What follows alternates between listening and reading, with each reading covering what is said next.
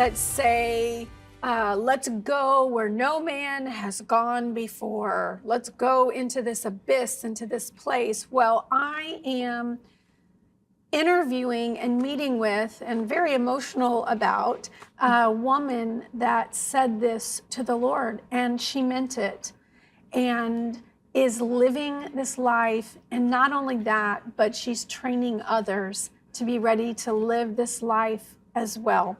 Her ministry is called Favor International, and I would like you to welcome my friend now, Carole Ward. Thank you so much, sweetheart, Thank you, Jan, for so being much. here. Wow, Thank you. wow, wow. Your story, your obedience, just incredible. But before we get into a conversation, Yes. I'd like to show those that are with us today Okay. a little bit about what you do, you in Okay. action, okay? Okay. So let's take a look at Carole Ward's story. I remember it like yesterday. Lord, send me where no one wants to go.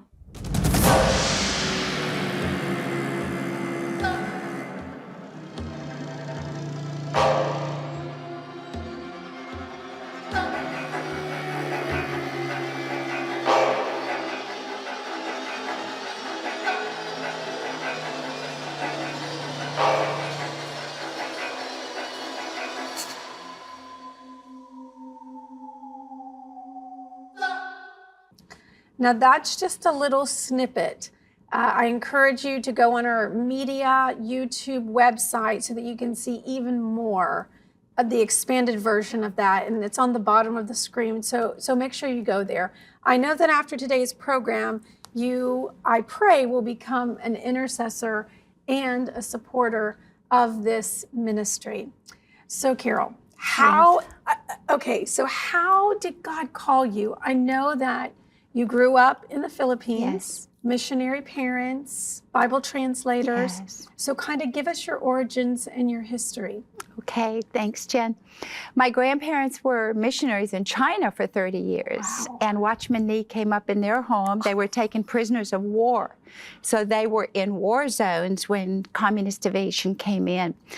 And my grandmother used to say to me when I was a small girl, I'm passing the baton to you, honey. Now I'm 8 years old. I have no idea what she's talking about, but she taught me prayer and intercession with travail, just weeping for souls. Wow.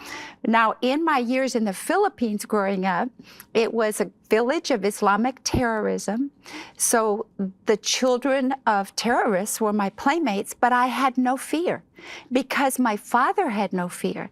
And fear is contagious. You're right. So he walked in such peace and such a center of God's will constantly that he lived by the voice of God. God would wake him up and say, go out of the village, take your family, and there was a grenade behind us.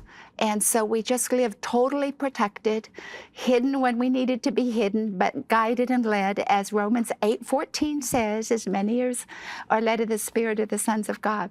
So I watched faith in action. Wow. And I watched parents who were willing to die for their faith and lay their lives down for people who have never heard the name Jesus. How can we have churches and books and Bibles in all across America and in every home and every street, and there's thousands that have never even heard his name? So that was kind of in my blood. That was kind of in my heart from a small child. So I began praying as a teenager, send me where no one wants to go, to do what no one wants to do, as long as I could take the gospel to those that have never heard. And Fox's Book of Martyrs was my bedtime stories. I went to bed every night reading about martyrs, Brother Andrew and Richard Wurmbrand and Tortured for Christ. And I would weep and I would cry and I'd say, Lord, would you ever love me enough to consider me faithful and honored enough to serve you as a martyr? And I said, I don't know how I would do it, but you would give me the grace to. So I said, when you send me where no one wants to go, you use me in life or use me in death.